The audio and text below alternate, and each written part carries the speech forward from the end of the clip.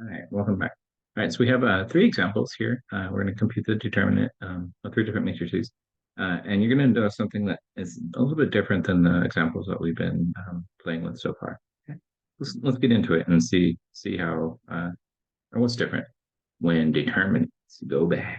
All right, let's check it out. So the first one, we're going to have the determinant of negative 3, 1, 2, 2, 1, 1, and 6, negative 2, negative 4. Okay. So it looks like the second column, kind of like in the last example that we just did, might be the easiest choice. Just with the sign issues, you have to be a little bit careful, but the last number you have to multiply is 1. So in this case, that might be the easiest, though multiplying in with the ones can also be easier. So I'm actually going to continue just expanding about the first row. I don't see any advantage going in the other direction. So 1, 1, negative 2, negative 4, minus 1. And then we have 2, 1, 6, negative 4, and then plus 2. We have 2, 1, 6, negative 2. Okay. Computing this, we get negative 3 times negative 4 minus 2, but it's a minus, and we put a plus 2, minus, and then we have negative 8 minus 6, and then plus 2, we have negative 4 minus 6. Okay. Computing everything together, this is negative 2 times that is a positive 6. Negative 2 times negative 3 makes a positive 6. This is negative 14 plus, or times a negative 14 plus, that makes that a plus 14. And then over here, negative 4 minus 6 is a negative 10 times 2 makes that a negative 20. And so when you compute this, you get 6 plus 14 minus 20, which is 0. So you get a determinant of 0 here. Okay? That's interesting. And if you look, if you look a little bit closely, you may notice that if this is my matrix, what happens when you take 2 times row 1?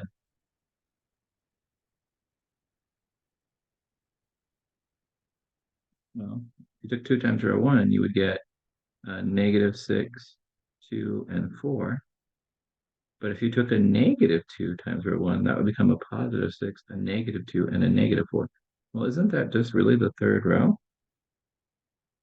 So a negative 2 times row 1 is just a multiplicative relationship of a negative 2 times, so it's an elementary row operation of row 1. If you think back to our linear system, when we were looking at kind of like solving those, right? We saw that we got a row of zeros down here, right? If we did row reduced echelon form of this would give us a row of zeros, and that tells us that we have one of our lines is lying right on top of each other, right? They're actually two of the same line, and so we have infinitely many solutions with this system. That's a pretty cool observation. Okay, all right, let's try the determinant of B.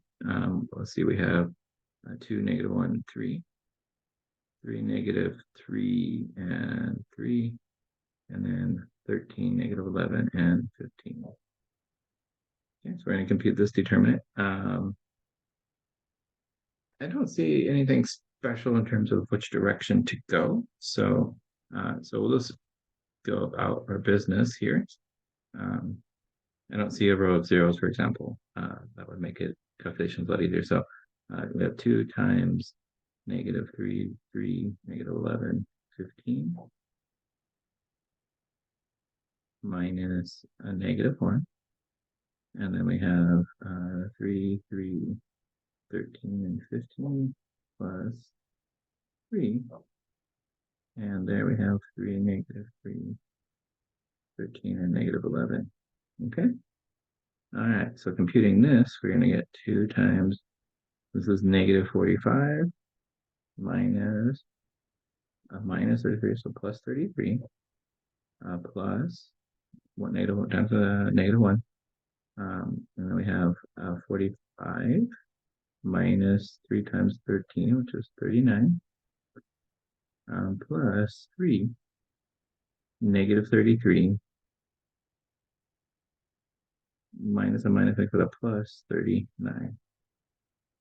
Okay. Uh, this difference is 2, 1. It's a negative 21. No, 22. No, that's not 80. Let's see. That's funny. 2 and 1. That's a 12. Oh, I was like stuck on the ones. Yeah, so that's a negative 12 times 2, plus this difference, 45 and 39. I really shouldn't need to do that. That's 6, obviously. And then here we have plus 3 times, and that one is also 6. Okay. So this is 2 times 12, gives us a negative 24, plus, if you look here, there's a 6 and a 6. So I could actually think of this as how many sixes do I have? Well, I have 3 sixes here plus one more. Well, that gives me 4 times 6, but 4 times 6, isn't that just 24? So negative 24 plus 24. That gives us 0. Oh, we got 0 again. When determinants go bad. Yeah, so it looks like we have another 0 here. And if we look at this combination of things, it kind of looks like if I took some number of one of the rows and maybe another number of the other rows, I could get this one. What I mean is 2 times this first row. So I wonder if like 2 times row 1 plus 3 times row 2. What did that be?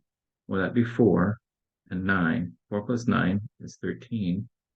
This would be negative 2 plus negative 9, which makes for 11. This is 6 plus 9, which is 15.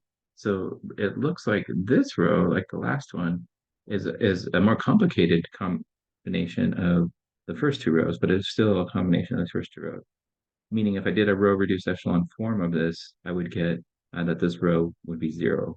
And so again, we have a situation very similar to our last one where we have a row of zeros. Okay, that's interesting. All right, so let's play one more problem here.